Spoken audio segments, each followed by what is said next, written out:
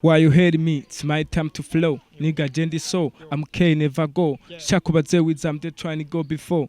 Never trap to know. My life is easy. Niggas, please don't check my doors. Nigga, you what you think? I'm this nigga, we never look it the same. My nigga, they 80, I'm all in the game. They wanna be crazy, my flow like a flame. My nigga, they ho. My nigga, they so.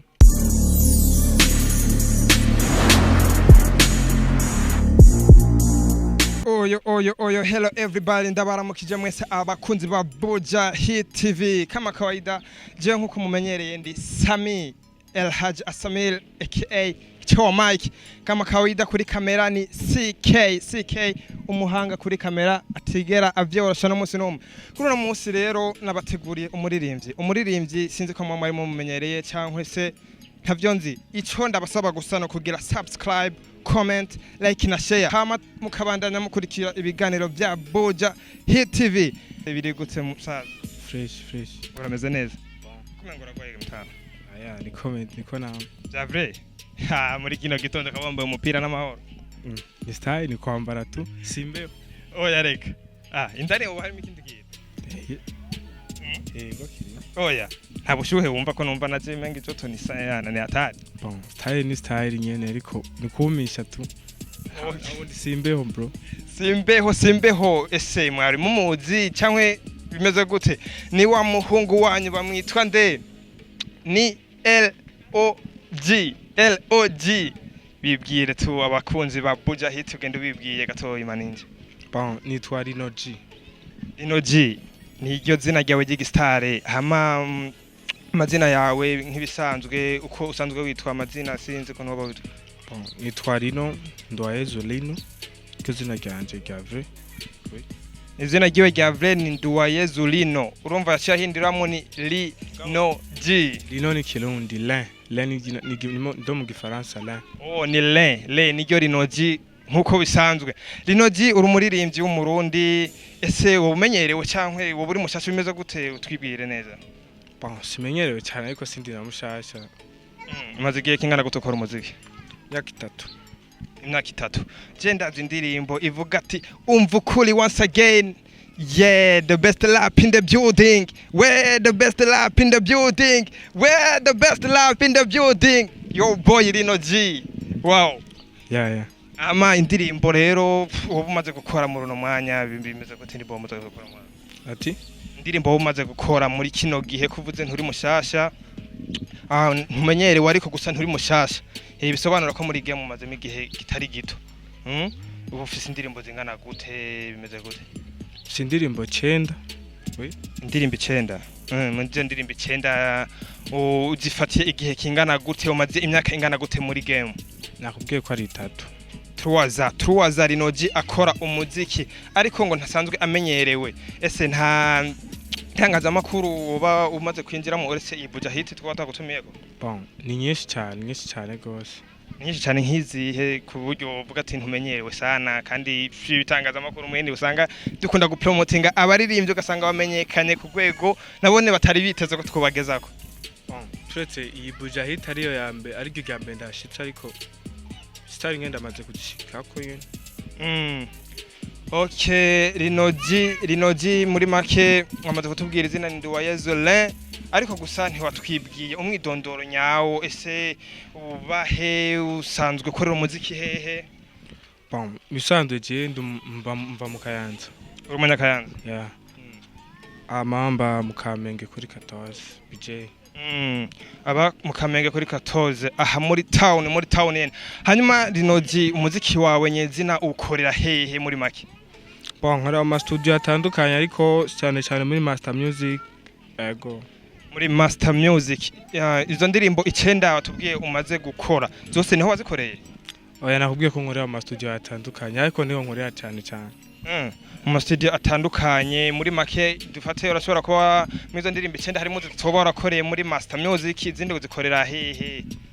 Bon, maze gukora mu studio menshi cyane kandi ariko nizo ntibuka ama studio ntibuka nakoreye ariko ni menshi. Ngo ari ama studio atibuka yakoreyemo gusa ni menshi. Hama Rinoji tubandanya tuganira ndashaka umbwire umudije cyangwa se umuproducer wowe umaze kubona ko agukorera umuti gusumba abandi kubijanye na touch gukora indirimbo nyine umuntu agukora indirimbo kavuga ati uyu muntu ndabona no muhanga sana wankoreye canke ubunye ukora ca ugukorera indirimbo ye je navuga ko abankoreye bose barabizi kubera ko twari gukora nayo batabizi ahubwo basumbanya ubumenyi tu yabo ni nkuko bisanzwe sanga basumbanya ubuhanga mu gukora hanyuma Rinoji ni yihe ndirimbo wowe umaze gukora ukabona ko iragisi cyangwa iriki irakora umuti mu bafanzi bawe izo nakoze zose navuga ko kubera ko umuntu wese ndishobora kunganya abafana twese urumva rero umuntu wese yari ko arakora afise vision yiwe ashaka ko je naho indirimbo kubera ko umuntu yaremwe n'Imana urumva ukoze ikintu kigafata nawe yo bari umuntu umwe ni hit guco nyene kuwo muntu ariko hit kuri uwo muntu umwe ya naho yoba umuntu umwe agukurikira cyangwa umuntu we atari wa muremye ariko akagukurikirana wowe uri umuntu nkawe nawe akagukurikirana ni hit man nubwo ko ari hit umva ni ibintu hit ziratandukanye ko ziba zimeze n'amalevel umwe wese aba ariko bivanye na level umuntu aba ariko ese nkawe wibona ku level yagute basi jewe sindi hejuru sindi no hasi uri hagati na hagati Rinoji ari moyenne ntari hasi ntari no hejuru hanyuma Rinoji wewe mu ndirimbo wavuze umaze gukora zose ngo ziramaze gukora umuti muri make kuko wavuze ati urinze ukurikirwa n'umuntu umwe burya uba wakoze dawa wongo atari uwo wamuremye no umuntu n'umuntu nyene cyawumva yihaye peni yo kugukurikira wewe uri umuntu nkawe nawe umva ibintu biba ari neza cyane hanyuma Rinoji wewe ni hehe ubona woba uri ku rwego rwo hejuru hagati ya Bujumbura na Kayanza ahantu wowe ubona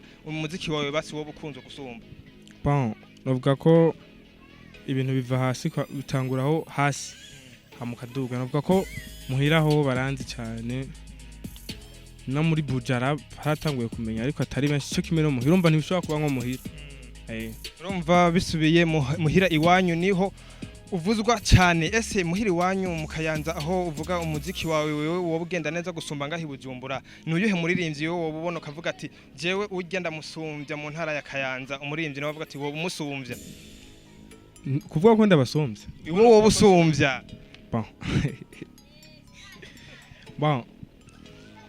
novuga ko mwese murashoboye bose barashoboye ntabyo byo kuvuga ngo sigenda bivuga ahubwo uzobirabe hamucu uvuga ati ura usumbye cyangwa genda bivuze vuga ko ari kwiyemera naje ngize qualification yiwanje nkavuga ati uyu muririmbye arasumba urya no ndiko ndamuhonyangira agateka gusa navuga ati basi nka wewe ubuvuga ati ndiko ndakora umuziki mu ntara ya Kayanza ko ariho mbona nzwi gusumba abandi niho uvuga ati naje ndafise abo sumbya cyangwa se abansumbya basi abo bagusumbya bo ubona ni nkabandi ukavuga ati urya sino kwicara hagaze hari mu Kayanza twese ko ntuvuga abo nsumbya ariko abansumbya ntabahari abamusumbya Rinoji ni best rapper in the building yamaze no kudushikira ngaha anyi muri Bujahit TV hanyuma tubandanya tugenda twiganirira Rinoji ubu uramaze kuza gushika ngaha muri town urumva ko ukora no muziki muri Master Music hanyuma uwe ninde muririmbyi ubona wewe kubgawe wosaba featuring ngaha muri town ni benshi cyane gose ni benshi cyane muri make aho musanzwe mukora injana imwe sinzi hip hop si usanzwe ukora muri make ariko hip hop riga featuring ntibisikura ko mukorana no mukora bimwe kwa twarakoranye n'abandi benshi hari R&B hana baraperi benshi turakorana kwanda muri zo ndirimbo 9 watubwiye umaze gukora ninde muntu umaze gukorana indirimbo ukumva ko yayigufatiye neza sinzi namba ari refre cyangwa igitero ninde umaze kumva mu ndezo ndirimbo muzo gukora abo twakoranye bose n'aba best barakaze big up to Master Land yakoze ikintu ciza Endo Mike Pim bose Snowke bose n'aba best barakaze abo twakoranye bose kubera ko je ndakunda talent cyane ndakunda umuntu afite talent nkunda ngo uri hit cyangwa ikaya genda bitala gusa Rinoji numuririmbyi wa hip hop kandi aranakaze muri make kugiti ciwe nawe aravuga ati je kabisa ndabona ntawo kwicara mpagaze kuko ibintu ndabizamo neza hanyuma ndakwibarize kandi Rinoji ubona wewe umuziki ukora ari ihe avantage kuzanira muri make bon sinovuga amahera cyane kuko ndazi ko ariyo bashyira imbere benshi ariko aza ni porepora amahera ariko cyane cyane unzanira abantu kandi abantu nibo bagushikana ku bintu novuga ko cyane cyane unzanira abandi bantu bashasha uko nkoze muri make umuziki wawe muri make ukuvuze uwo ukuzanira abagenzi muri make urumva nta mafaranga uguha umuziki uri kurakora bon nakubwiye amafaranga ni buke araza porepora ugasinovuga ngo namahera menshi ni make hamwe uwo muziki wo gutunga aya for now nushobora kununga ariko urazi ko nta watanguye byuzuye bose batangurira hasi hama bikaduga bukebuke mbwa kuno mwanya ntushobora kununga kwa nawe ntavyo ushobora bizi umuziki utogutunga none usanzwe ubeshejweho niki ndakora urakora akazi kawe kagute akazi ni vie prive urumva ivyo ni ibintu ntashobora kuvugira imbere ya kamera mugabo ndakora tu arakora muri make umuziki ntiwo mutunga Rinogi kuko asanzwe afise na wene ibindi asanzwe yikorera hama Rinogi ubu unya uramaze gufatisha mdogo nawe urabibona ko ibintu bigenda biba neza hanyuma mbwira we nk'abaraperi wowe umaze kubona ngaha muri industry ya Buja Flavor Pass 257 ninde muraperi wowe ubona yoba yambara neza gusumvya abandi nk'abaraperi babiri wowe ubona ukavuga ati abo onya ni respect mu kwambara bon byo kwambara simanda barambabari gusa jenzi ngene muririmba gusa byo kwambara ntavyo nzi okay mu baririmbyi bo baraperi kuko nibo twibanze kuko niyo style yawe muri make nibo twibanze kuzavuga ati abaraperi wewe ubona ngaha anyi muri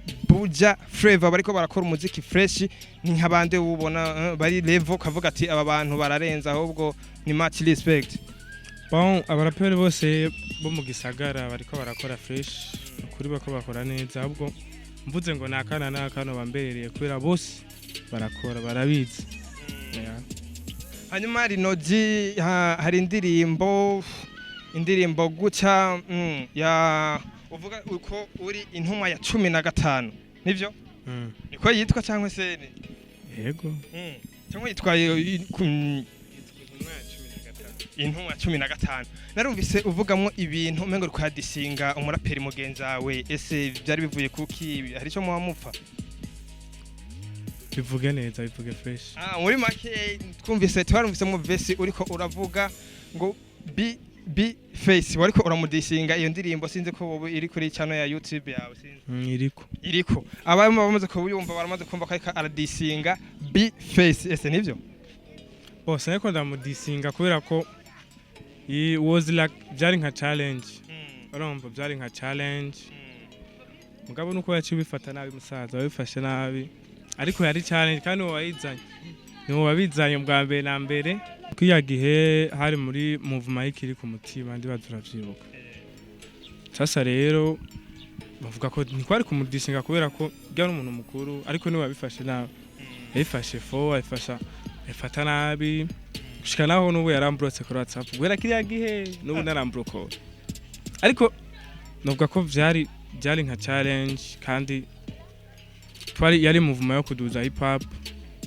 ariko umusaza aca bifata fo gasiko byari biri bro twarumvise ko Bifese aguma aririmba ngo hari abana bamukinira ko ibintu mwe nivyo ese we karavuga wewe ariko nawe ngene asarisha sometime kubera ko aravuga ibintu bita n'umuntu akuze mu bisanzwe aravuga ibintu bidakwiye byinshi kubera ko ego ivyo byo kurimba imigani yawe ni bon bandanya kubera ko imboro warizi kirundi ni sawa uraheza yizi kirundi ndibaza kubera nta wundi muntu barimba kirundi nkawe mu migani sasa rero wewe azugerageza basishaka kuvuga gitobora bien gitobora gishira habona hanyuma ibintu bije mu ngiro okay ngo Bface sije ndabivuze c'est pas moi ariko goza hari bise ninde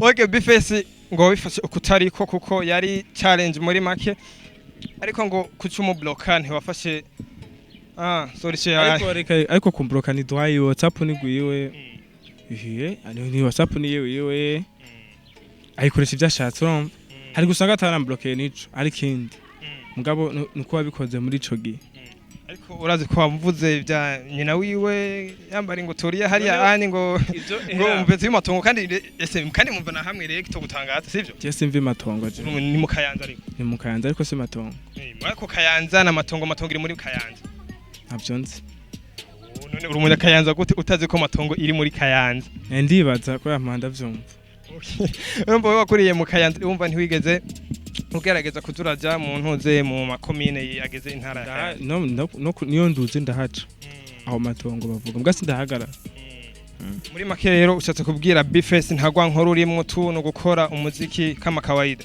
peace and love bro okay Bface ngo ni peace and love kuri Linoji the best rapper umupeti ameze neza cyane muri hip hop nubwo benshi batasanzwe bamumenyereye ariko ubu unya ko yamaze kugera muri flat za Bujahit TV ndibaza ubu ibintu bigiye kumera neza kuko ugiye kuzura kurikirwa n'abantu benshi sana bakurikira Bujahit TV ndibaza turacari namba 1 turaba mbere tukanikurikira muri Bujumbura ese no mu gihugu cyose hanyuma ndashaka ndakwibarize wewe nihe concert umaze kwinjira mu concert ikomeye ukavuga ati natumiwemo kabisa ibintu ni bien sana bon concert bose nkunze kuboneka mu mashow menshi kubera ko turacari bato turacakora ariko novuga ngaha mu Gisaga aha niho cyane tutaronka amashow cyane ariko turamaze kuja muri show nyinshi mbwa muri intérieur twarakoze amashow menshi cyane gose ariko nyine ni polipoli